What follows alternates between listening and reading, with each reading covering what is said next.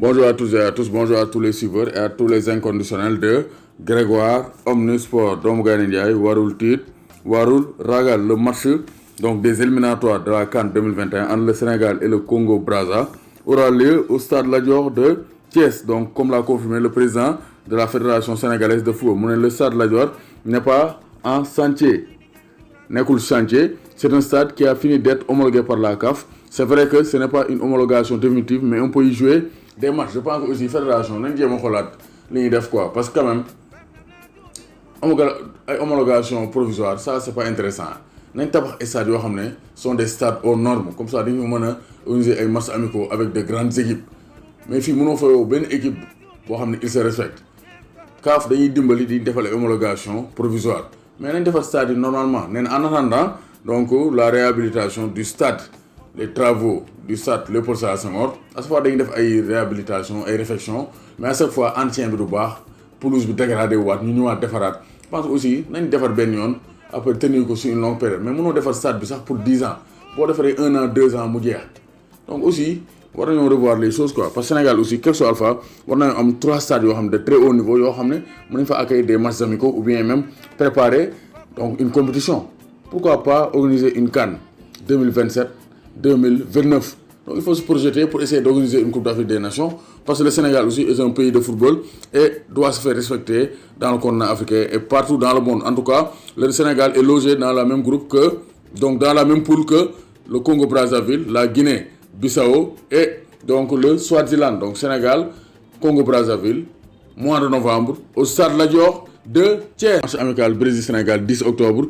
Tite, le sélectionneur du Brésil va dévoiler sa liste le 20 septembre. Donc liste des 23 yi nañ ko xam le 20 septembre, c'est-à-dire vendredi prochain. Donc rien à dire. Donc on saura quels Brésiliens les Lions vont croiser le 10 octobre fële ca Singapour. Donc Bordeaux, Younous Sankharé absent de la photo officielle. Donc Younous Sankharé, ça montre que Younous Sankharé ne compte pas jouer cette saison, ou bien Bordeaux ne compte pas sur Younous Sankharé cette saison. Donc Sankharé qui est décrié pour ses problèmes de comportement donc a été mis à pied. Donc Paris Saint-Germain gis nañ ne dañoo war a daje ak Real Madrid tey. Donc Gana Gueye reçoit donc le grand Real Madrid. Donc Diafara Sakho contrairement à Younous Sankharé bokk na ci photo officielle bu Stade Rennais, moom mi nga xamante ne aussi ren compté guñu ci moom, parce que gis nañ ne ren dem na koo jaay, mais avec la fermeture donc du mercato portugais le 22 septembre, Rennes sera obligé de garder Diafara Sakho et pourquoi pas donc le tester, parce que c'est un bon attaquant qui peut marquer beaucoup de buts avec le Stade Rennais. Donc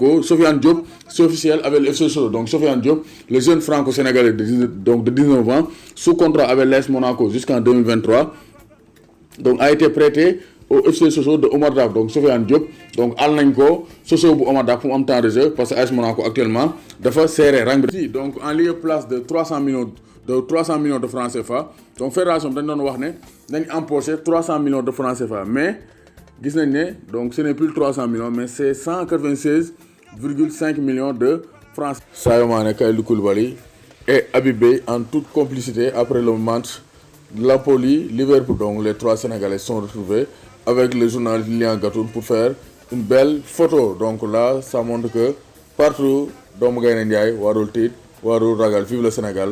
Habib Beye, grand consultant, et Koulibaly, Sadio Mané, les 2 meilleurs joueurs actuellement du Sénégal, les dignes représentants du Sénégal en Europe. Donc gis nañu aussi Papis Demba Cissé autant de doublé face à Fenerbahçe, a marqué ses 4e et 5e buts de la saison. Donc Papis Demba Cissé 5 buts en 4 matchs. Donc malgré ses 34 ans, Papis Demba Cissé est le meilleur buteur du championnat turc. Donc daaw dugal na 17 buts cette saison, dugal na 5 buts en 4 journées. Papis Demba Cissé, Aliou Cissé war na koo woowaat wala war koo woowaat, may xaar ses réponses en commande. Donc Pape Badou Ndiaye a été exceptionnel.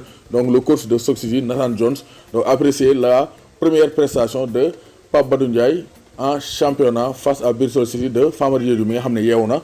Peut-être c'est le déclic pour Famara Diédhiou qui a marqué après plusieurs matchs sans avoir marqué de but. Donc Famara Diédhiou dafa nekkoon ci période bu métti mais keroog face à Stoke City de Pape Badou Ndiaye il a marqué. Donc Ismaïla Sarr keroog dañ ko utiliser en numéro 9. Donc Quique Sánchez-Flores a utilisé Ismaïla Sarr en tant que numéro 9. Donc nee na Ismaïla Sarr peut bel et bien jouer au poste d'attaquant de pointe, donc en lieu place de son ancien placement, c'est-à-dire excentré gauche ou bien droite. Donc attendons-nous à voir Ismaïla Sarr comme attaquant de pointe cette saison avec Watford. Donc la sensation de ce début de saison, c'est Limamoulaye Gueye, le jeune attaquant de 18 ans de Génération Foot qui a marqué donc un doublé face à Zamalek. Donc 3 buts en 2 matchs de Ligue des Champions. Donc Mame Limamou Laye Gueye est la nouvelle sensation de Génération Foot. Donc il a été acheté du Duc.